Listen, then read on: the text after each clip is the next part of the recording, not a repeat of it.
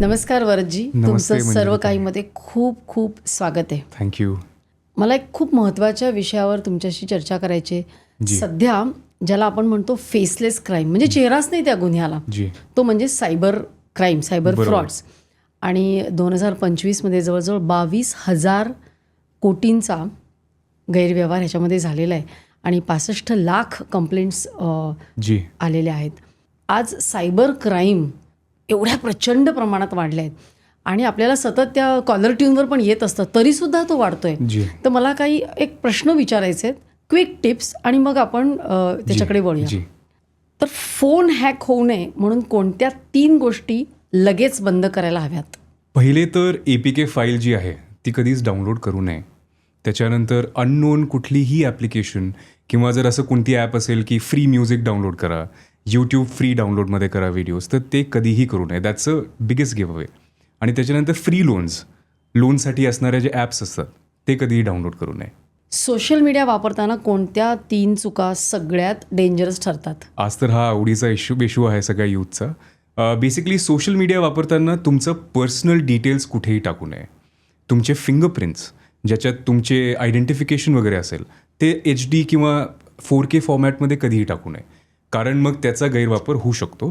आणि तिसरं म्हणजे तुमचे लोकेशन कधीही कुठे टाकू नये. तुम्ही कुठे राहता, कुठे तुमचा व्यवसाय आहे, ह्या गोष्टी कधी कुठे शेअर करू नये. पब्लिक वायफाय वापरताना कोणत्या 3 चुका टाळाव्यात? फायनान्शियल ट्रान्झॅक्शन्स, हे तर सगळ्यात मोठा लोकांना कळत नाही की पब्लिक वायफाय म्हणजे त्या परमिशनमध्ये तुमचे OTP कुठे तुम्ही देत असाल, त्याच्यानंतर पर्सनल डिटेल्स कुठे बँकमध्ये फिल करत असाल, तर ह्या 2-3 जे फायनान्शियल ट्रान्झॅक्शन्स आहेत ते तुम्ही कधी करू नये जिथे कुठे फायनान्शियल ट्रान्झॅक्शन असेल. सायबर क्रिमिनल्सपासून स्वतःला वाचवायचे 3 इफेक्टिव्ह मार्ग. अलर्टनेस पहिले तर तुम्हाला काळजीपूर्वक तुम्ही असले पाहिजे. दुसरी गोष्ट, जेवढं तुम्हाला सायबरबद्दल जाणता येईल तेवढं तुम्ही त्या सायबर गुन्ह्यापासून लपाल आणि त्यापासून वाचाल. तर अलर्टनेस आणि नॉलेज ह्या 2 गोष्टी खूप महत्त्वाच्या आहेत. आता आपण सगळेजण इंटरनेट बँकिंग करतो, तर आपलं बँक अकाउंट सुरक्षित राहण्यासाठी कोणत्या 3 स्टेप्स आपण घेतल्या पाहिजेत? हे बँक आणि व्हॉट्सॲपसाठी दोघांसाठी सांगतो. 2 फॅक्टर ऑथेंटिकेशन आजकाल आहे, तर ते नेहमी करावं. त्याच्यानंतर बँकचं OTP जे आहे कधीही कोणी मागत नाही, आणि जर OTP आला असेल म्हणजे कुठे ना कुठे तुमचं ट्रान्झॅक्शन सुरू आहे, तर ह्याची जाणीव असणं. आणि तिसरी सगळ्यात महत्त्वाची गोष्ट ही आहे की बँकचं हेल्पलाईन नंबर तुमच्याकडे पाहिजे, की कधी काही झालं तर immediately you should know who to call to.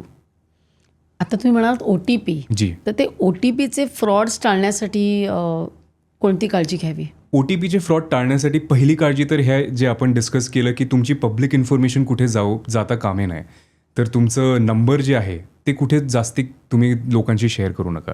त्याच्यानंतर OTP जर आला असेल तर कोणीही तुम्हाला OTP मागणार नाही. फक्त डिलिव्हरी केसेसमध्ये पण जर तुम्हाला मागितलं तर verify, I will say 4 times verify की हे खरंच माझी डिलिव्हरी आहे का आणि ह्या डिलिव्हरी माझ्यापर्यंतच पोचण्यासाठी आलेली आहे का.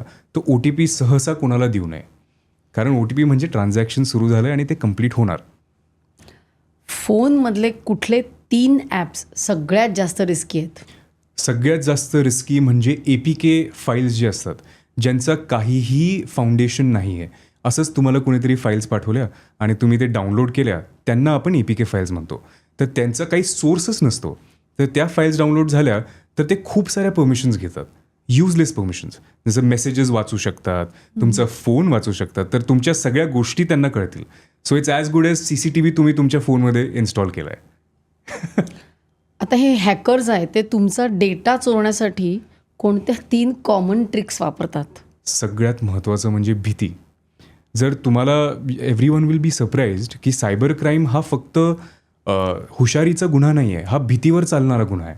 जेवढं तुम्ही रेप्युटेड असाल तेवढं तुम्हाला लोक भीतीमध्ये घालतील की अरे तुम्ही हे केलं आहे. म्हणून तुम्ही बघाल सायबर क्राईम हा व्हाईट कॉलर क्राईमसारखा आहे आणि बरेचसे डॉक्टर्स, इंडस्ट्रियलिस्ट, खूप मोठे मोठे दिग्गज ह्या क्राईममधनं जातात. तर त्यामुळे हे अंडरस्टँड करणं की भीती नाही आहे पाहिजे. जे काही असेल, आपल्या सरकारने 1930 आणि 1945 हेल्पलाईन दिली, इमिजिएटली कॉल करा. आणि कोणताही माणूस सरकारी तुमच्याकडनं व्हिडिओ कॉल सुरू करा, ह्या सगळ्या गोष्टी नाही करणार. तर भीती टाळा. आता आपण सगळेच ऑनलाईन शॉपिंग करतो. तर ऑनलाईन शॉपिंग करताना कोणत्या 3 चुका आपण टाळाव्यात? ऑनलाईन शॉपिंग करताना एकतर तुम्ही चेक करा की हे OTP दिल्यानंतरची डिलिव्हरी आहे का. कारण काही काही डिलिव्हरीजमध्ये असतात की OTP दिल्यानंतर डिलिव्हरी कंप्लीट आहे की नाही. त्याच्यानंतर तुमचं पेमेंट जर गेलं आहे, जर तुम्हाला अनसॉलिसिटेड कॉल येत असतील की तुमची ही डिलिव्हरी कोणत्या तरी वेबसाईटवरनं, तर तिथनं तुम्ही समजून घ्या माझा ह्या वेबसाईटवरनं डेटा लीक झालेला आहे, म्हणजे ती वेबसाईट मी वापरू नये. त्याच्यानंतर तुमचा पासवर्ड जर तुम्ही कोणत्या वेबसाईटसाठी वापरत असाल, आपल्या सगळ्यांना ॲमेझॉन, मिंत्रा, तर ते चेंज करत राहा.